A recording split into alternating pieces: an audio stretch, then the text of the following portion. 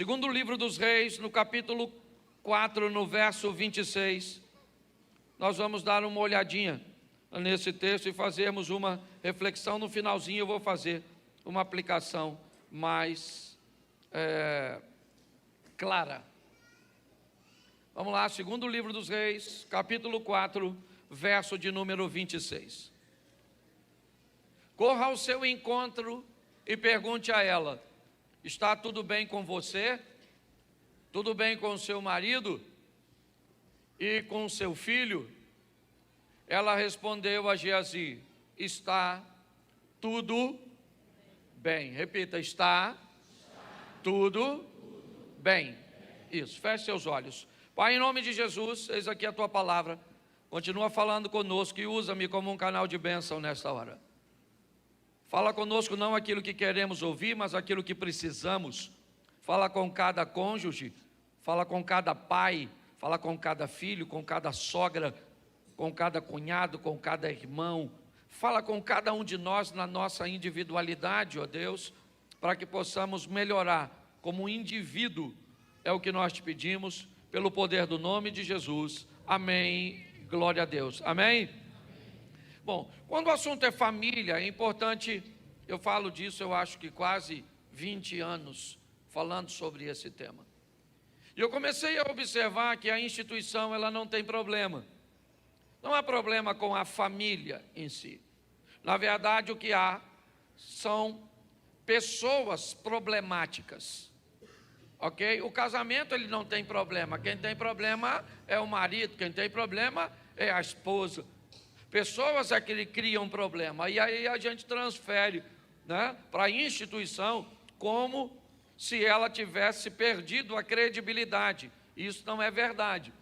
Se nós melhorarmos o indivíduo, se nós pegarmos as pessoas que compõem a estrutura e melhorarmos e aperfeiçoarmos esta pessoa, inevitavelmente vamos conduzir o ambiente onde essa pessoa frequenta, seja a família, seja o trabalho, seja a igreja, vai tomar um posicionamento, uma postura totalmente diferente.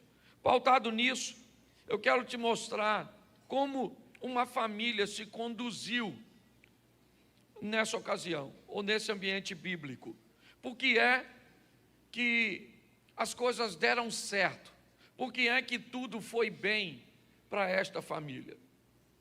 É muito importante nós entendermos que uma parte da nossa vida, ela é espiritualidade pura. Uma parte de nossa vida é espiritualidade pura. E com espiritualidade, você trabalha com a palavra de Deus, você trabalha com a oração, você trabalha com o jejum, ok?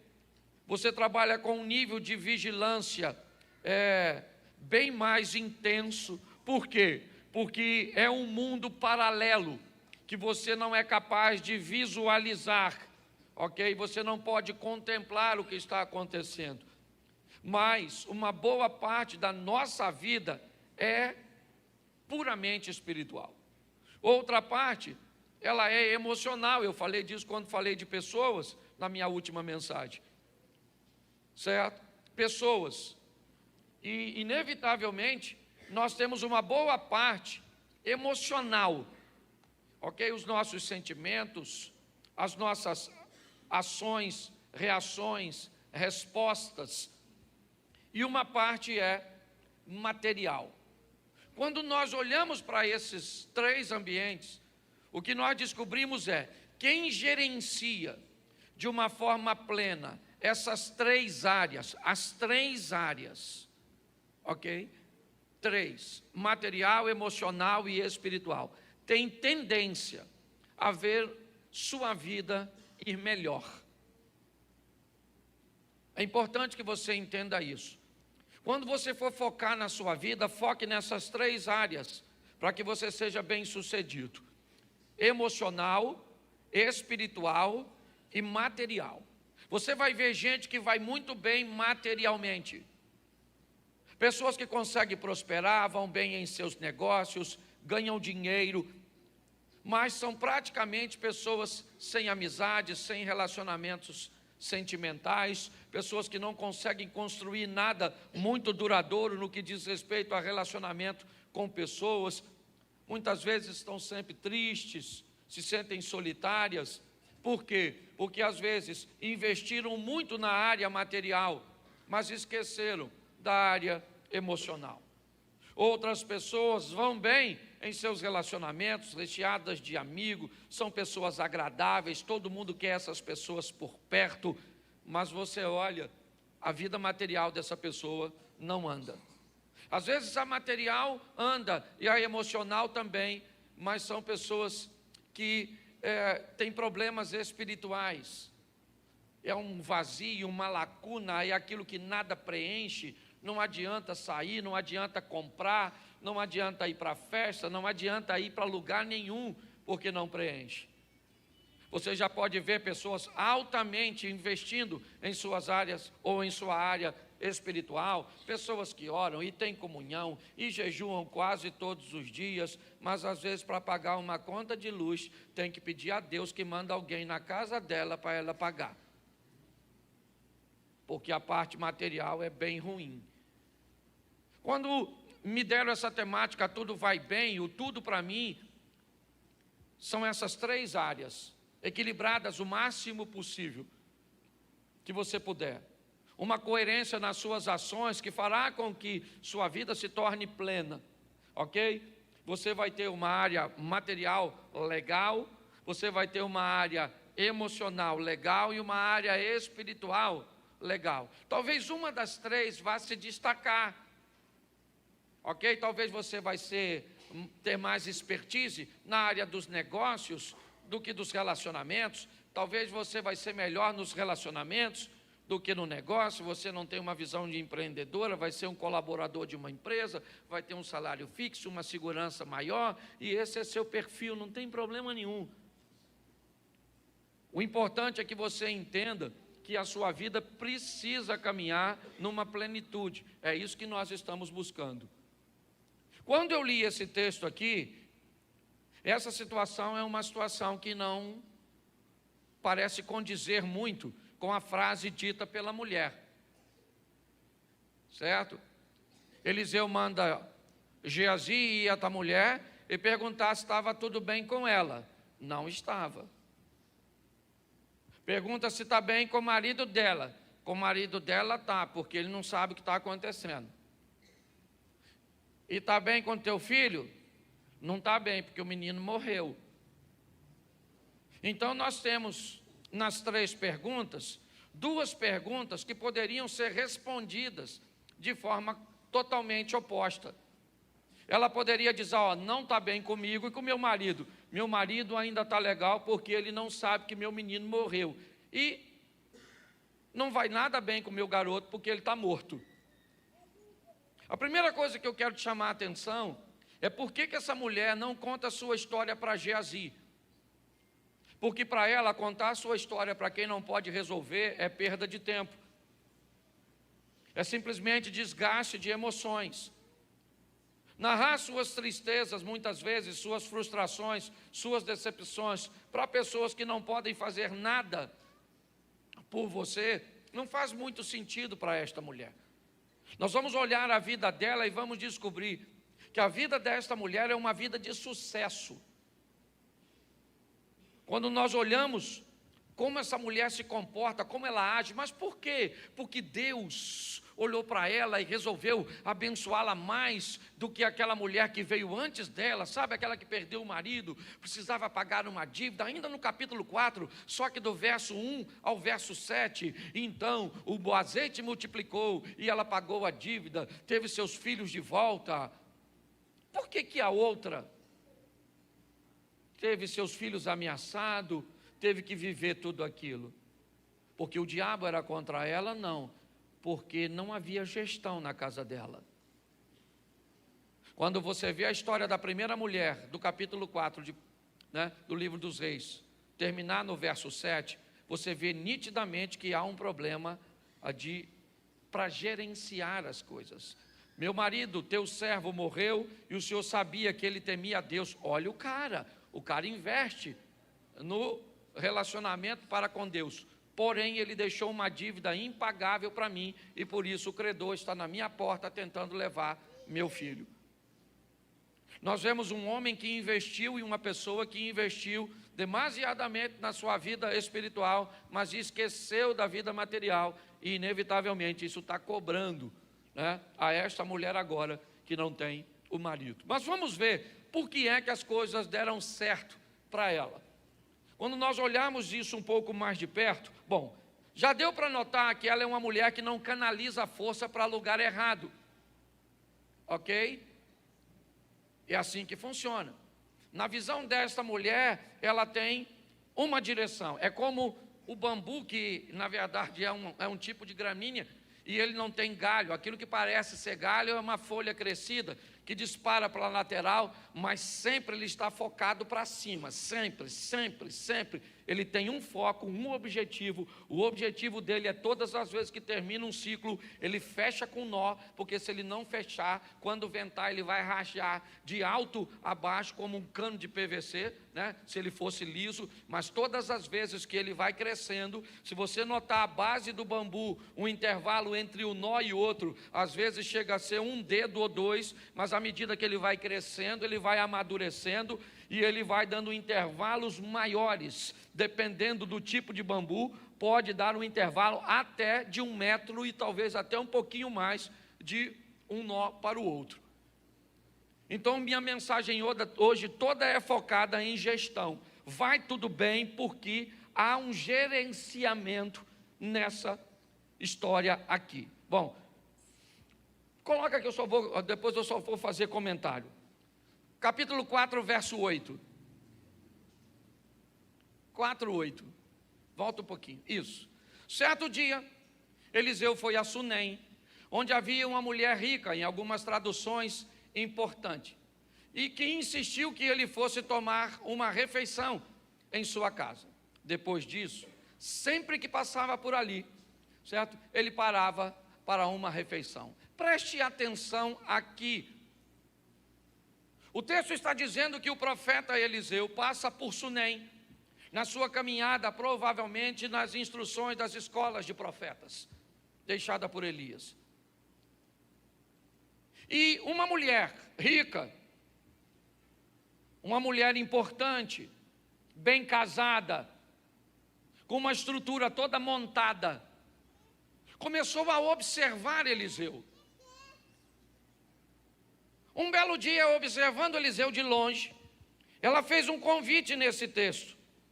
Ela insistiu para que ele fosse à sua casa para fazer uma refeição. Ela então leva este homem lá de fora para dentro da sua casa, apenas para uma refeição. Ok? É só isso que ela quer. Ela quer olhá-lo um pouco mais de perto. Só que o verso 9, em vista disso, ela disse ao seu marido: sei que esse homem que sempre vem aqui é um santo homem de Deus. Como é que ela sabe que ele é um santo homem de Deus? Como é que você acha que ela sabe? Fala para mim. Como é que você acha que ela descobriu que esse camarada é gente boa, que Deus é com ele, que vale a pena recebê-lo em sua casa, que vale a pena dar mais um passo no que diz respeito ao estreitamento de uma relação? Você acha que um anjo apareceu para ela e disse para ela: olha, Eliseu é meu servo? Não, o texto diz que um dia ela convida Eliseu para ir na sua casa, e a partir daquele dia ele passou a frequentar. E quando ele frequentava a casa dela, ele está sendo observado por ela. E ele também está observando ela. Quando eu olho para a história desta mulher, eu descubro que ela é alguém que começa relacionamentos devagar e com muita observação. Os relacionamentos dela, sempre os mais antigos diziam que para você confiar alguém, deveria comer com eles um saco de... E diga-se de passagem, esse texto ou essa frase quando é dita, fala dos antigos, quando o saco de sal era de 60 quilos. Quanto tempo leva para comer 60 quilos de sal?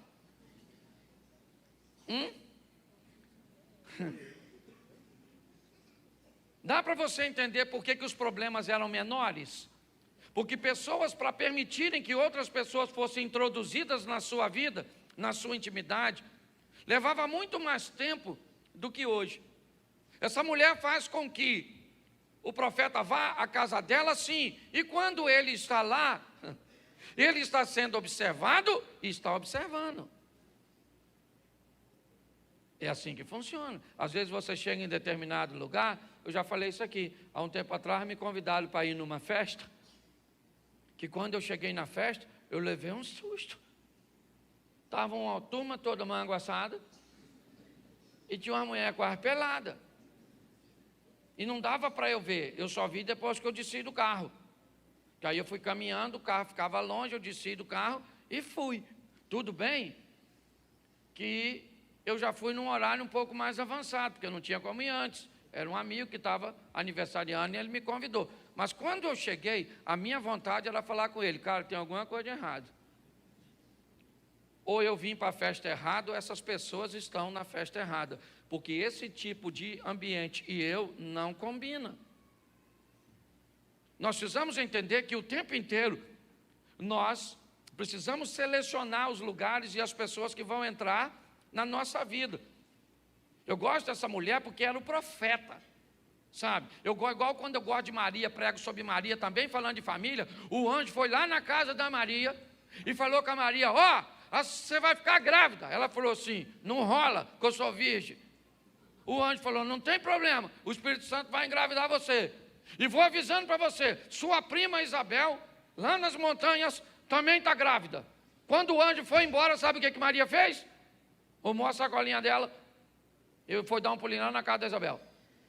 Para quê? Para conferir o que o anjo falou. Pensa só, uma mulher que confere o que o anjo fala. Não tem fake news com a dona dessa? Pare e pense. O que eu vejo aqui? Eu vejo alguém que está montando sua estrutura de relacionamentos. O texto diz que ela vai observar Eliseu de perto, e depois de observar, isso vale para quem é solteiro ou para quem é casado, e alguém vai chegar perto da sua família.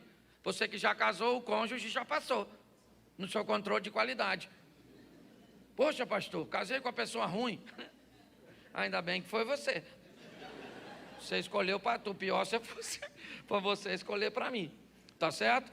Então é importante você entender isso. Quem vai aproximar da sua família, da sua casa, dos seus filhos. Posso ouvir um amém? Amém. Isso. Capítulo 4, verso 9. Eu já tinha falado? Nossa. Em vista disso, ela disse: sei que esse homem que passa sempre, que vem sempre, aqui, eu não gostei muito dessa tradução, já podia até para trocar. Sabe por quê? Porque o que eu vou usar são as expressões. Olha para mim, na minha tradução. Eis que tem observado que este que passa sempre por nós, repita comigo, nós. É um santo homem de Deus. Façamos-lhe, repita, façamos-lhe. Pois um pequeno quarto junto ao muro e ali ponhamos, repita, ponhamos. Isso, uma cama, uma mesa, uma cadeira e um candeeiro, e há de ser que vindo ele a nós, diga, vindo a nós, para ali se recolherá. Presta atenção. Eu gosto desse texto aqui e dessa colocação, porque ali ele abrangeu de uma outra forma. Olha o que a mulher está falando para o marido. Vê se esse negócio não tem que dar certo, dá bom. Olha só. Vejo que este que passa sempre por nós. Ela está falando: amor, veja que esse que passa sempre por nós, o Eliseu. Façamos-lhes, né, amor? Eu e você. Eu acho que quem fez foi ela, porque ela era mais enérgica. Porque às vezes é você que executa, mas não deixa o outro de fora. Fui eu que fiz. O cônjuge já olha. Até que foi, mas precisava. me tirar de cena. Eu gosto dela porque está tudo no plural. Sempre passa por nós. Façamos, não é amor. Ponhamos, não é amor. Quando ele vier a nós. Eu acho isso extraordinário. Essa mulher é fantástica, porque é ela que decide que vai receber o Eliseu, mas diz que foi o marido que fez. Certo? É ela que manda fazer o quarto, que manda botar tudo, que manda botar a mobília, e ainda fala, quando ele vier a nós, não é amor? Mesmo que o seu marido seja um lerdo, um banana, sua mulher seja um zero para trás, mas bota ela no rolo, na trama. Diz, olha, eu e ela conquistamos tudo isso junto. Ela sabe que é mentira, mas você está ajudando. Você ajuda ela a falar assim, cara, não fiz nada. E essa pessoa me colocou, eu vou melhorar para eu fazer uma coisa. Porque às vezes não merece colocar, mas não casou contigo. Como é que você vai deixar de fora? Eu gosto da dona. O cara não aparece fazendo nada, só trabalhando. Que já é coisa pra caramba, certo? Que diz que ela é rica, mas eu não sei se o dinheiro não vinha dele. Mas eu gosto da maneira que o troço vai para o plural. Gente, se você casou, entenda. Foi para o plural. Agora não é mais eu vou, é? Não, é posso. Se você for casar. Não, só se você for filho. Se você for filho, você fala, vamos. Se você for cônjuge, é? Posso. E se for homem... Por gentileza, melhora o pedido, porque, certo? Então preste atenção, porque quando você está numa casa, gente, olha só, se tem uma coisa que é importante numa família, por isso que é importante compartilhar, são os desejos, as aspirações, os direitos. Todo mundo que mora numa casa tem o direito de ter sua demanda atendida. Eu brinco com isso. Por exemplo, hoje sou eu, Mary e Felipe lá em casa. Quantos desejos tem lá? 3.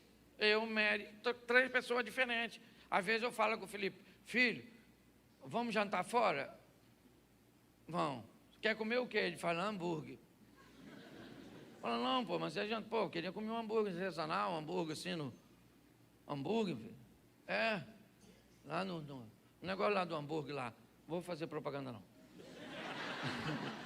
É lá no negócio do hambúrguer. Aí eu vou falar com o médico, falando, filho, vamos jantar? Ela fala, vão onde? Eu falei, lá no hambúrguer. Ela fala, mas hambúrguer, Cláudio? Eu falei, foi o Felipe que escolheu. Hoje é dia de atender uma demanda dele, porque ele também faz parte. Ele também é importante, ele precisa se sentir. Certo? E aí ela fala comigo, pô, Cláudio, hambúrguer essa hora? Eu falei, assim mesmo, filho. Bota o sal de fruta na bolsa. A gente come o hambúrguer, toma o sal de fruta e ora. Para ver se dorme, é ou não é?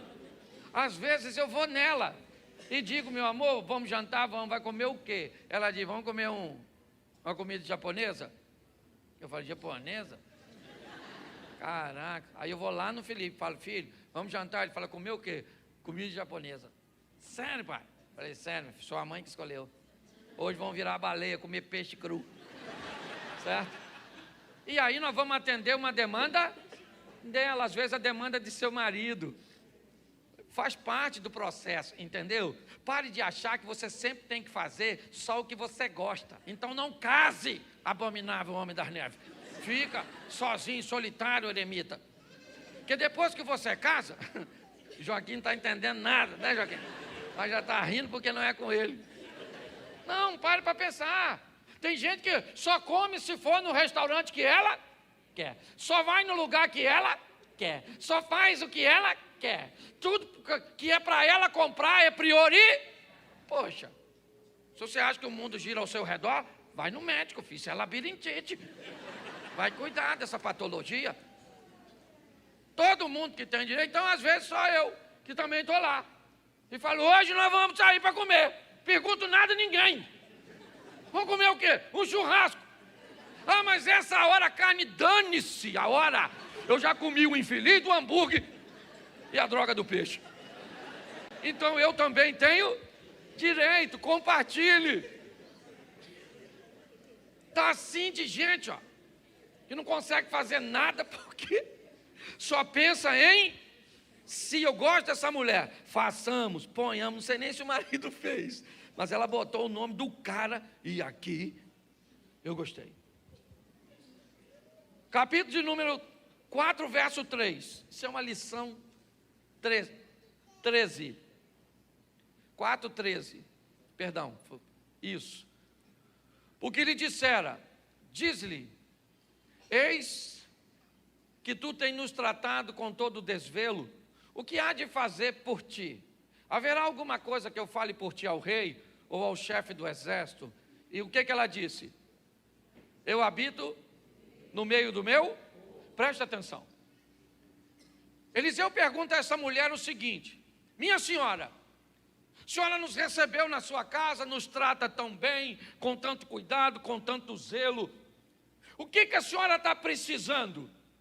Quer que eu fale com o comandante do exército? Quer que eu fale com o rei? Eu sou um homem de influência. O que eu posso fazer pela senhora? Ela disse na frase dela ali: eu estou satisfeita com o que eu tenho. Você quer aprender a conduzir sua vida legal? Ame o que você já tem e lute por aquilo que você almeja. Mas pare de desvalorizar as coisas depois que elas chegam nas suas mãos. Tem gente que só valoriza enquanto não, depois que tem já não vale mais nada. O cara paquera uma mulher, paquera, a mulher diz: não quero ser, não quero ser, não quero ser. E ele ora, faz campanha, o céu abre, ele é fake, só uma miséria, ela é bonita. Rapaz, Deus fala assim: nem merece, mas vou dar essa princesa para esse ogro. A mulher olha para o cara, aí, um ano depois de casado, desanimado, trata a mulher mal, faz tudo porque tem gente que não valoriza o que tem. Eu gosto dessa mulher que ela falou assim: ó, eu estou no meio do meu povo, não estou pedindo nada para o senhor, tá bom? Estou feliz pra caramba, tem um montão de coisas que eu quero, mas não estou precisando de nada. Porque querer, nós queremos muita coisa, sim ou não? Sim ou não? Quem aqui não quer nada, levante a mão. Louvado seja Deus. Nós temos que querer. Você pode não precisar, ok? Tem muita gente aqui que não precisa de casa porque já tem, mas está afim de uma melhor, num bairro melhor, uns 2 ou 3 andares, elevador. Tem gente que tem carro aqui, sim ou não? Sim, todo mundo aqui tem carro, a grande maioria, louvado seja Deus.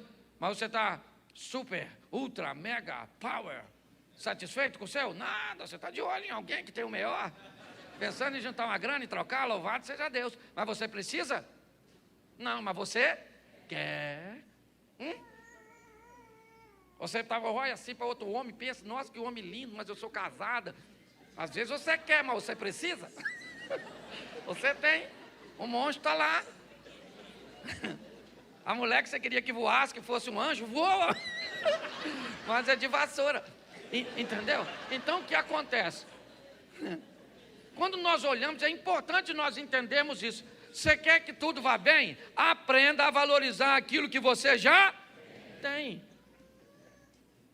É assim que funciona. Quando nós olhamos para isso, e isso é magnífico. Você olha, ela é alguém que constrói seus relacionamentos de forma paulatina, crescente, colocando as pessoas em níveis de proximidade. Segundo, ele é alguém que sabe compartilhar, introduz seu esposo, sempre entendeu que o plural chegou quando é o contexto familiar. Agora, ela nos dá uma lição de alguém que aprende a amar aquilo que tem. Estou satisfeita com aquilo que eu tenho. Capítulo 4, verso 18. Isso. E crescendo o filho, sucedeu que um dia saiu para seu pai, que estava com os segadores. Bota o 19 logo. Isso. E disse a seu pai: ai, a minha cabeça, ai, a minha cabeça. Então disse a um moço, o pai disse ao moço: leva-o à sua mãe. Preste atenção nesses dois versículos 18 e 19. O menino chegou naquela família, ela não tinha filho, engravidou debaixo de uma palavra do profeta. Mas agora o garoto ele vai ver o pai no campo. O menino vai ter um encontro com o pai. Durante esse encontro ele passa mal, o pai então para o que está fazendo e não deixa o menino voltar para casa sozinho. Diz a um de seus moços: acompanhe meu filho até sua mãe, leve-o em segurança. Os 2 versículos falam de um relacionamento muito interessante, ok? Nos expõe ao pai que está trabalhando e que o menino, que provavelmente já é um rapazinho, porque está indo sozinho, mesmo que não fosse tão longe, ele vai para ver se o pai provavelmente está precisando de alguma coisa, vá para levar alguma coisa, para saber notícia. Há uma preocupação do filho para com o pai. Deixa eu abrir uma lacuna aqui, já que eu estou falando de família. Me parece que a mente de filhos que se preocupam com seus pais anda meio cauterizada muitas vezes. A mentalidade de pais que se preocupam com seus filhos, me parece que tem sido muito afetada, talvez por uma dinâmica onde houve meio que uma ruptura no relacionamento. Eu sou da época, eu não sei você, mas na minha época a gente entrava na escola na primeira série. Quem aqui já entrou na primeira série, não tinha esse negócio de CA, C1, C2, C não sei das quantas? Levanta a mão aí. Isso aí. Você provavelmente tem mais de 40. Está quase fossilizando. Nós íamos para a escola com quantos anos mais ou menos, lembra? Com quanto? E até 7 nós fazíamos o quê? Brincava, maluco.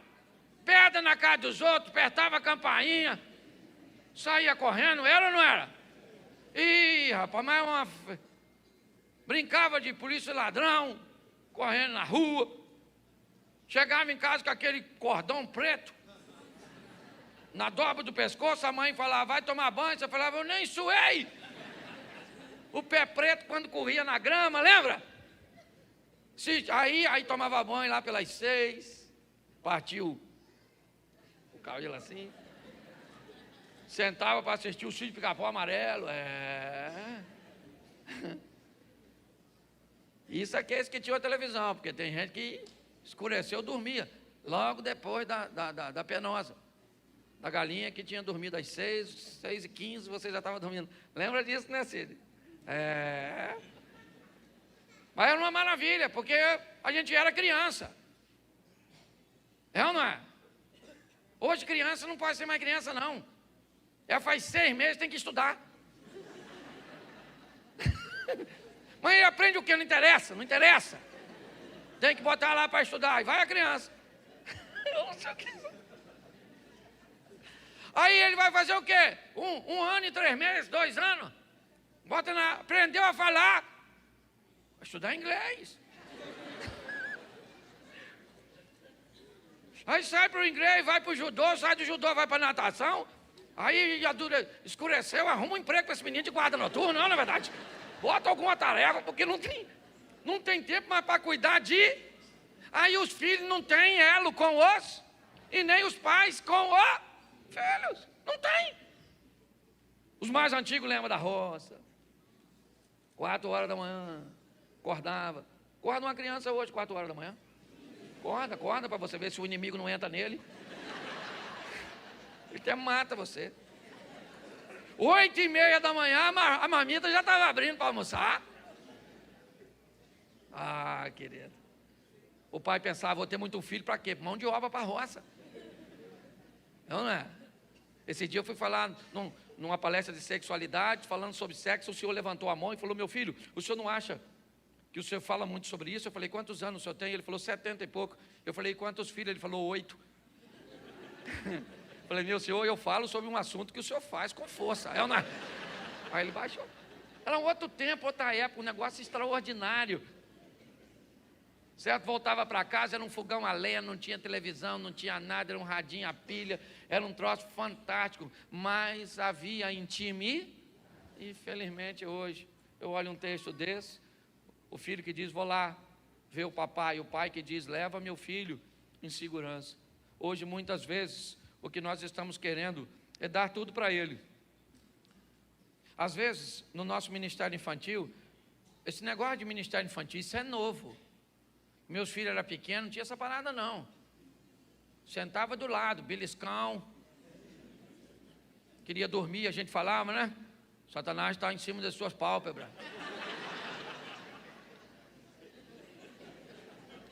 Não dorme não. O inimigo está furioso. Isso. Eu era diácono, orava com o olho aberto e o outro fechado. Porque meu filho mais velho, aquele lá que está lá, o Caio parecia ninja. Sumiu o menino. E não tinha disso não. Hoje, se a mãe chegar aqui, esquecer de fazer o cadastro do Ministério Infantil, e a voluntária lá falou, olha, não tem vaga para o seu filho. Como? E o que eu vou fazer com ele? Come. Come. Tem bicho que come o fiote, come o céu. Se não foi você que fez, como assim? O que eu vou fazer com meu filho? Bota ele do lado. Aí, para ter um tempo de qualidade seu, o que você faz com ele?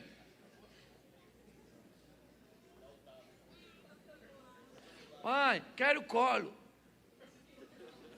Galinha pintadinha, serve? É porque colo não vai rolar, não. Você está rindo, mas é sério. Ô, gente, eu vejo isso aqui, eu estava olhando para isso, vendo, sabe? Nitidamente, é como se o Espírito Santo me mostrasse o filho falando com a mãe, vou lá falar com o papai, vou ver se o papai está precisando de alguma coisa, sabe? Chega lá, o filho demonstra uma necessidade, o pai disse, cara, pega este menino, leve ele com cuidado, leve para a mãe dele. Isso é sensacional. Mas preste atenção, esse texto também nos mostra que este menino, no verso 18, lá, que fica doente, o texto diz que a mulher manda chamar Eliseu, o que indica que Eliseu, esse menino já cresceu, e essa mulher ou esta família ainda continua se relacionando com ele. Somente pessoas emocionalmente saudáveis, escute o que eu vou te falar, somente pessoas emocionalmente saudáveis conseguem manter relacionamentos longos e verdadeiros.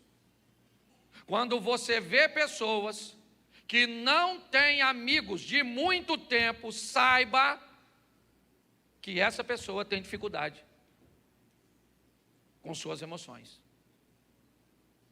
Você vai ver aquele amigo de 2 anos, o outro é de um só, e de 10, tem algum? Não, de 10 eu não tenho ninguém.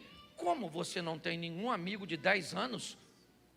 Não interessa se está perto ou longe, mas tem que ser seu amigo. Você precisa olhar para você e ver isso. Se você não tem amigos, ok, de longas datas, isso é preocupante. Ok? Isso pode ser um sinal de problemas com emoções. Quem precisa trocar de amigos o tempo inteiro, fica esse ciclo trocando, tem problemas seríssimos. E esse texto diz que agora, este menino está morto, mas ela tem ainda um relacionamento com Eliseu, e ela vai lá, e aí entra o texto que eu li na abertura, dizendo para ele, vai bem comigo, vai bem com meu filho, vai bem com meu marido, eu não vou falar nada com você, eu quero o Eliseu. E ela disse, você precisa ir lá na minha casa, porque meu filho morreu, e eu botei meu filho na cama onde você dorme, lá naquele quarto onde você fica. Eu entendo que quem me deu aquele filho foi Deus. E se tem um problema com meu filho, eu coloco ele onde? Nas mãos de Deus. No quarto onde o homem estava, foi isso que ela fez, ela colocou ele na mão do profeta. Sua família pertence a Deus? Então quando tiver um problema, você leva para quem? Para Deus. Pare de pedir conselho para os outros. Vai para o altar e fala com Deus, Senhor, olha como é que está o meu casamento, olha como é que está, olha como é que estão as coisas. Ela chama o marido dela e diz, olha, eu preciso que você me prepare um animal, porque eu vou chamar o homem de Deus. Ele disse, mas não é sábado, não é lua nova, e eu não estou entendendo porque você quer ir lá. Ela disse, faz o seguinte, deixa para entender depois. Não precisa entender agora não, agora só pede. Eu gosto disso porque quando alguém é capaz de respeitar o que o outro está fazendo, sem estar conseguindo entender, o nome disso é credibilidade. É a credibilidade que faz você olhar e pedir alguma coisa para ele, certo? E ele não está entendendo, mas ele vai executar, porque a credibilidade. Uma das coisas que mais destrói casamentos é a perda da credibilidade. Alguém destrói totalmente sua credibilidade e quando ele enfrenta uma crise grande, que ele não pode mais resolver, aí ele vai em cima de quem tem credibilidade. Há um tempo atrás um cara falou comigo, pastor, chama minha esposa, ela gosta muito do senhor. Se o senhor falar para ela que eu a amo, ela vai acreditar. Aí eu falei, mas eu não posso. Quem tem que falar é você. Fala para ela, cara, abre seu coração. Ele diz, mas ela não acredita, pastor, em mim. Mas se o senhor falar, ela acredita. Eu falei, mas eu não posso, como é que eu vou falar que você ama? Eu não sei se você ama. Ele diz, mas é esse que é o problema, pastor. Ela também não sabe, porque eu já falei tantas vezes e só faço besteira. Eu falei, então você desgraçou com a sua reputação, agora quer acabar com a minha. Se vira, não vou falar que você ama não. Posso orar por você, para ela perdoar, mas eu não vou mexer com nada não. Então, eu olho aqui e vejo, e aí eu quero me deter nesses momentos finais, falando dos relacionamentos mais. Quem aqui é casado, levante a mão. Só os casados. Isso, baixa a mão. Quem aqui tem filho, levanta a mão. Baixa a mão. Quem aqui tem sogra, levanta a mão. Isso. Quem aqui tem cunhado? Quem aqui é solteiro, levanta a mão. Isso, grupo pequeno. Deus abençoe vocês. Se tiver oportunidade assim de casar ou morrer queimado, eu recomendo morrer queimado. Tá? Só se não tiver jeito. Bom, no quesito relacionamento, eu separei 3 para falar para vocês, que me encanta. Os 3 relacionamentos mais desafiadores quando o negócio é família. Segura. Pastor, quais são? O primeiro é mamãe. Pensar num negócio. Eu não sei. Às vezes eu penso que a serpente do Éden era a sogra de alguém. Porque pensa num relacionamento desafiador, é aquele que você tem com a sua mãe. Seja você marido, seja você esposa. Eu não estou falando agora de sogra não, espera, mais à frente eu falo. Agora eu estou falando da mamãe mesmo. Ok? Deixa eu te falar, porque tem um montão de tipo de mães. Tá certo? Tem aquelas mães que não quer que o filho dela case com ninguém. Qualquer mulher boa, desde que não queira se meter com seu menino. Porque na cabeça dela, ele criou aquele menino para casar com ela. A véia. Então qualquer uma é megera, qualquer uma é maligna. Você está rindo, mas é sério. Certo? Tem umas mulheres que tem um ciúme da filha, tem um ciúme. Que meu Deus do céu. Então deixa eu falar uma coisa para você. Aí você fica dividido entre você, por exemplo, entre seu cônjuge e sua mãe. Porque a sua mãe não é mãe do seu cônjuge. Graças a Deus. Diga a ele, é ou não é? Mas você tem que aprender. Depois que você casa, lembra? Casou, você casou. Isso aqui, gente, ó. Isso aqui, ó, o que corre aqui traz uns parentes de sangue. E o que entra no seu dedo traz uns parentes com outro sangue. Entendeu? Tipo Jason com Fred Krueger. É mais ou menos assim, um casamento assim, sabe? São 2 monstros. E agora vem a mãe, esses dias, num lar matriarcal, a mãe foi fazer uma surpresa para a filha. alugou os quartos no mesmo hotel que a filha foi passar lua de mel. De manhã, o cara foi para... Surpresa! O marido, sabe o que ele falou? Eu não acredito. Amor é mamãe. Mamãe só quer o meu bem. Não, sua mãe quer desgraçar a sua vida, você está entendendo? Ela pode até achar que quer o bem, mas não. Deixa eu te falar uma coisa. Eu sei que é difícil botar a mãe no lugar, né? Falar mãe. Ó, a senhora é linda, maravilhosa, salve, salve. Beleza. Mas a senhora agora é atriz coadjuvante.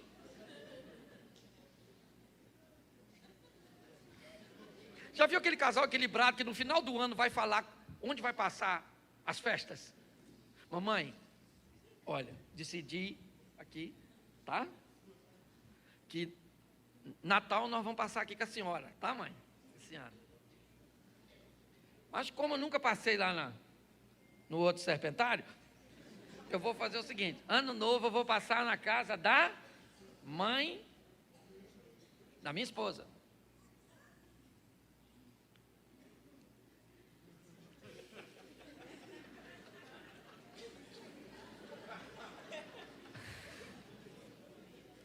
Me dá água aí, porque... Nossa, ingratidão aqui. Eu acho que esse vai ser o meu último ano. Fica tranquilo, ninguém quer isso do outro lado, não. Essas velhas não morrem, não. Manipuladora. E é difícil, eu contei essa história aqui, é o que eu quero repetir. O cara casou, foi viajar depois de casado, pegou a chave da casa dele e deu para a mãe, para ela abrir para arejar. A véia foi lá, trocou os móveis, tudo de lugar. O pobre coitado chegou com a mulher, quando abriu, o que tinha lá dentro? Um demônio para entrar na mulher dele. A mulher virou o cão chupando manga. Com razão ou sem? Claro que aquela véia tinha que se meter na casa dos outros. Eu não acredito nem que tem boa intenção. Mexer na casa dos outros assim. Trocou tudo, sofá de lugar, mexeu em tudo o que podia. Só não trocou a cor das paredes. O cara, então, apavorado no meio daquele turbilhão, me ligou. Reconhecido. Pai, Cláudio, não sei o que eu vou fazer, Cláudio. Minha mulher está aqui. E eu não sei, Cláudio. É mamãe, Cláudio. Mamãe. Eu falei, cara, ó, você não tem outra coisa. Fala mal da sua mãe com a sua mulher. Fala para ela que você não é um garoto, que você não é frouxo, que você não é nada, que não é isso. E fala com ela que você vai na casa da sua mãe sozinho, que não é nem para ela ir, que você vai arrumar o maior barraco lá. E beleza. E aí ele fez. Falou com ela, falou, mamãe está pensando que eu sou criança. Eu não podia fazer isso não, porque é você a mulher dessa casa. Eu vou lá na mamãe, você nem vá comigo. Porque senão ela vai achar que é influência sua. E eu vou lá e eu vou falar com a mamãe, que está aqui, ó. Aí, falei para ele, agora você vai lá na sua mãe e fala, mamãe, caraca, a senhora é lindona, mamãe. Caramba, poxa, a senhora não tem mais idade para fazer aquilo tudo lá em casa, não. Tá? Mexeu, não carecia, não, mano. Ó, vou falar uma coisa para a senhora. Tem umas coisas lá que eu não gostei da posição. Então não repara não que eu vou botar umas coisas lá pro lugar, tá bom? Obrigado. Volta para casa, fala com a mulher. Vou mudar, tirar isso aqui, bota no lugar. Bota onde estava. Já falei com a mamãe, Falei que não quero nada fora do lugar, que aqui a casa é sua. E depois eu falei para ele, nunca mais dê a chave da casa para sua mãe, que essa velha não presta. Você está rindo, mas é sério. Tem umas mães, tem umas mães legais, sim ou não? Sim, aliás, a mãe para o filho sempre é legal.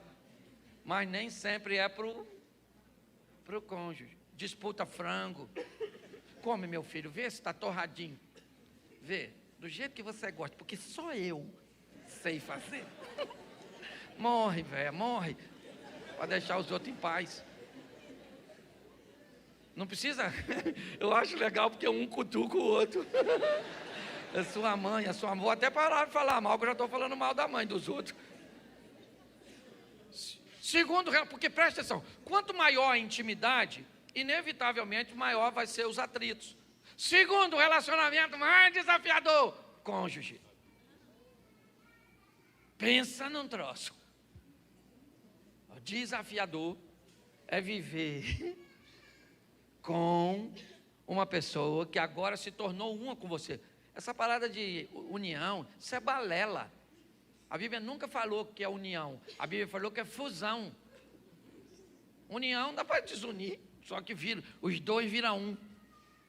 Por isso que quando você casa com alguém que já veio de outro, ele vem com um pedaço do outro. Espiritualmente é assim que funciona. Por isso que tem que ter muita habilidade com essas coisas. Certo? Mas conjugar. Gente, eu falo isso nas minhas palestras. Dormir já é difícil. Eu brinco. Quem aqui é solteiro? Levanta a mão. Solteiro. Isso. Aqui, meu irmão. Como é que você dorme? Como é que você dorme? Você dorme, fala assim, eu durmo do jeito que eu quero. E ninguém tem nada a ver com isso. Fala. Isso. Agora fala isso, você que é casado. Que o cônjuge... Quem é solteiro dorme pelado, vestido, com travesseiro, sem travesseiro, com cobertor, janela aberta, telefone celular em cima da cama, televisão ligada, sem tomar banho. Não, na verdade, de barriga cheia, ele ronca. O quê? O solteiro dorme do jeito que quer. Agora casa. Um quer dormir agarradinho, outro não quer dormir solto. Um quer dormir com luz acesa, outro apagado. Essa aqui, eu e ela aqui, ó. Ventilador, a gente ama ventilador, pelo menos eu. Ela quer vento no pé. E o irmãozinho aqui quer onde? Na cabeça. Às vezes eu durmo.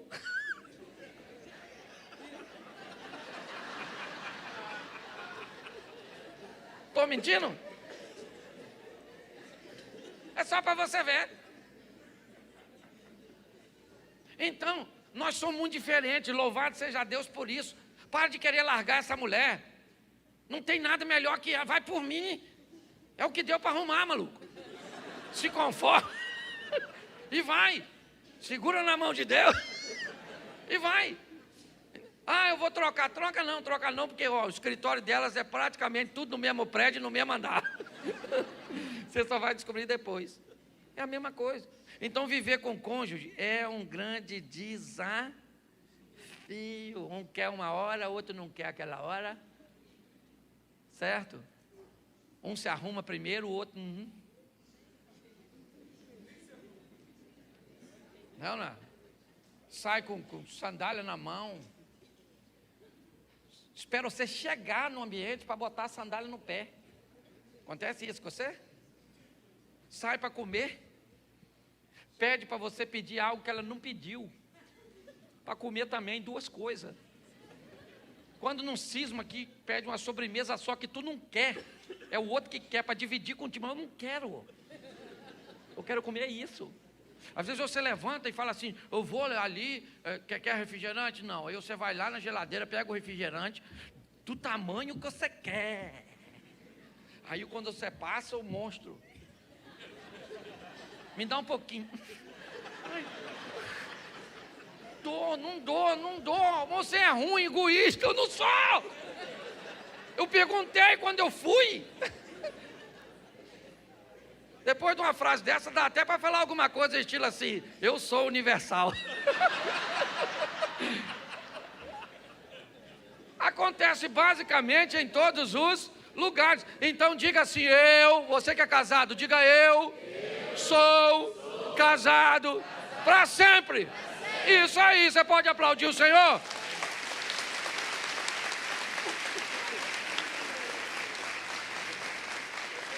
Pastor, eu acho que o amor acabou. Eu olho para ela e não sinto nada. Isso é cíclico. Tem época que você olha mesmo e diz, meu Deus do céu, sangue de Jesus tem poder. E a visão masculina e feminina é bem distorcida, né? Porque presta atenção, se o marido está na sala vendo televisão e a esposa passar de calcinha, Ele faz assim, ó.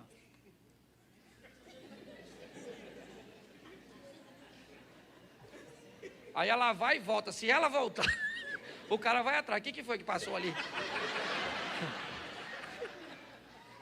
Agora, se ela está vendo televisão e o homem passa de cueca, ela faz assim, ó.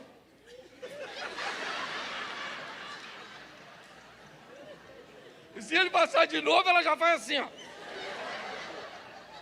Não tem nada de errado, gente. Você está rindo de você mesmo, é? A história é mais ou menos essa. É quase tudo a mesma. A turma dos casais aí estão rindo deles. E por último aqui, para nós terminar, o terceiro relacionamento mais desafiador, os filhos, as crianças. Quem tem filho, levanta a mão. Herança do Senhor. Flecha na mão do valente. Isso. Pensa num negócio extraordinário, filho. Segundo a Bíblia, se ele é flecha, quanto mais para perto você puxa, mais para longe você arremessa. Que a Bíblia está querendo dizer que filho tem que estar por perto. Só que hoje é um grande desafio. E corrigir essas crianças também. Na nossa época precisávamos de correção, porque as interferências eram bem limitadas. Você queria proteger seu filho, prendia ele dentro do quarto. Certo? O menino não vai sair. Acabou. Vai para o quarto. E aí ia para o quarto para quê? Chorar.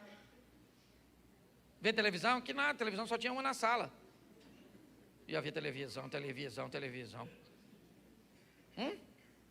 E a Nath tinha que ficar lá, olhando para as paredes, desenhando, fazendo tabuada, caderno de caligrafia. Lembra? Só coisa boa. Só coisa boa. Carne nós comíamos no domingo. Hoje você chama os filhos para ir 2 vezes na semana na churrascaria. Carne de novo? Como assim de novo? Piolho. Nós tínhamos piolho, cara. Tinha ou não tinha? Quem aqui teve piolho? Levanta. Piolhão mesmo aí. Isso. Que a Arlândia aparecia, lembra? A Arlândia ficava assim, à vista. Parecia estrela. Certo? E as mães catavam. Olha, deixa eu falar uma coisa para você. Piolho era uma bênção. Porque piolho fazia a gente ficar sentado no colo da mãe, da tia, da vovó, catando, ó.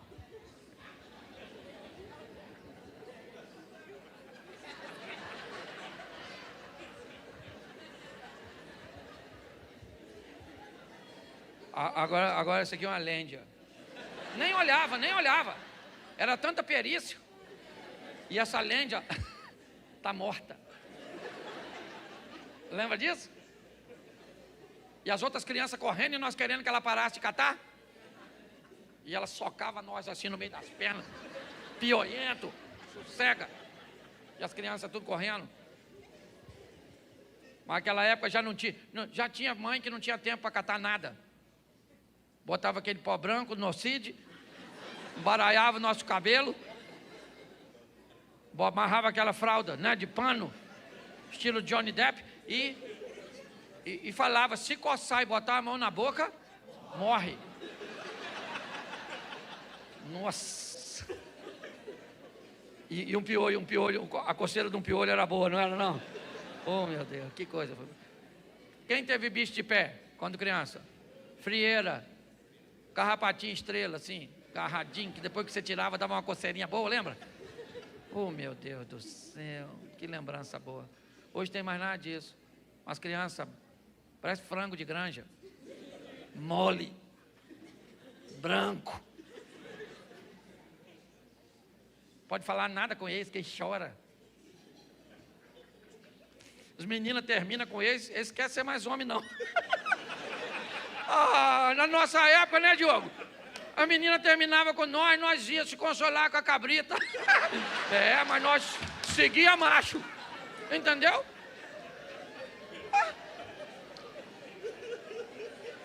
Tô mentindo?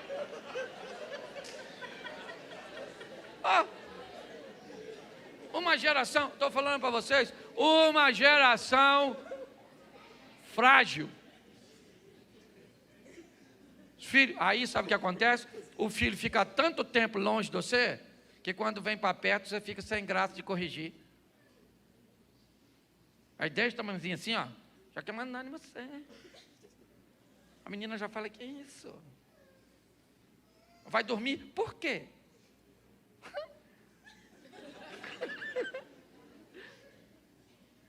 Menina. Ô vampirinha. Vai dormir, querido. Escureceu.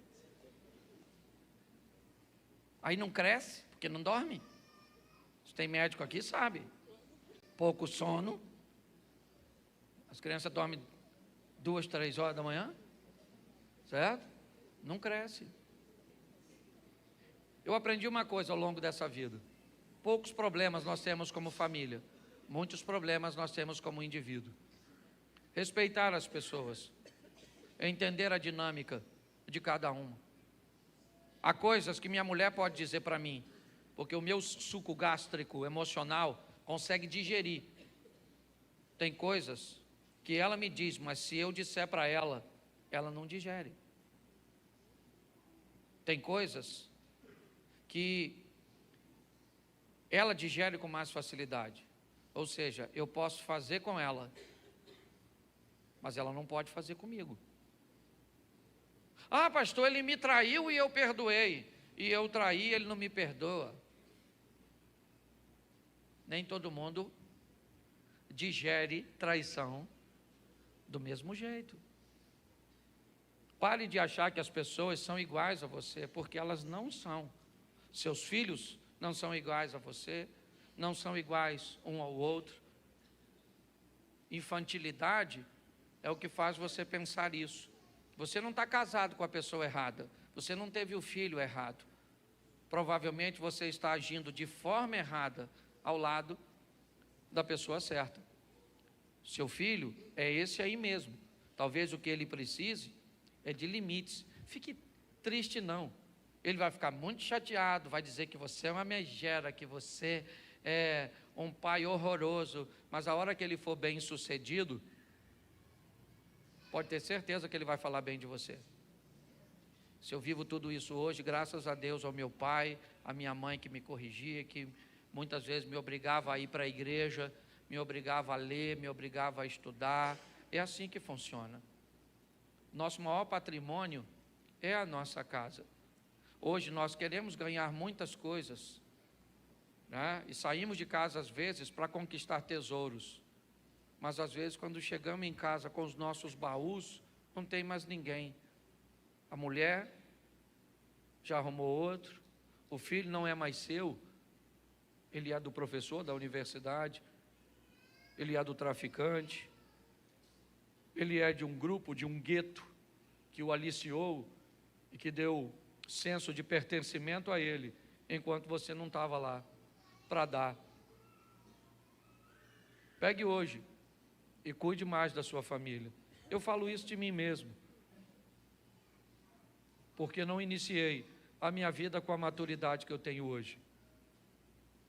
Também tive que trabalhar para caramba, saía 6 horas da manhã de casa para chegar 8 horas da noite. E boa parte da criação de meus filhos acabou ficando basicamente 100%. Eu trabalhava às vezes até sábado. Valeu a pena? Não. Graças a Deus, a misericórdia de Deus me atingiu a minha casa, e hoje meus filhos são extraordinários. Eu tenho uma nora, tenho uma esposa, eu não podia. Eu falo, eu me casaria com Mary, sei lá, mais 5, 10, 20, 30 vezes, certo? É perfeita? Não, eu também não sou. Se eu achasse alguém perfeito, era melhor não casar, que eu ia estragar a vida da pessoa, certo? Então saia daqui para cuidar bem da sua família, dos seus filhos, dos seus pais. Talvez seu pai não seja tão habilidoso quanto você gostaria que ele fosse. Talvez ele não é tão descolado como você gostaria. Talvez ele é até muito careta na sua visão, mas ele é seu. E pode ter certeza que quando tudo te faltar, eles vão estar lá. Eu lembro uma vez que eu fui caçar com os amigos, com espingarda de chumbinho, e quando nós estávamos atravessando a rua, uma viatura da polícia vinha passando, E eu estava com a espingarda na mão. Todos os meninos correram. E eu fiquei com a espingarda na mão. O policial tomou a espingarda. Eu não conseguia nem falar. Ele só perguntou onde eu morava e eu fiz assim. E ele pegou aquela espingarda, foi na direção da minha casa, chamou meu pai, eu morava com meu pai nessa época.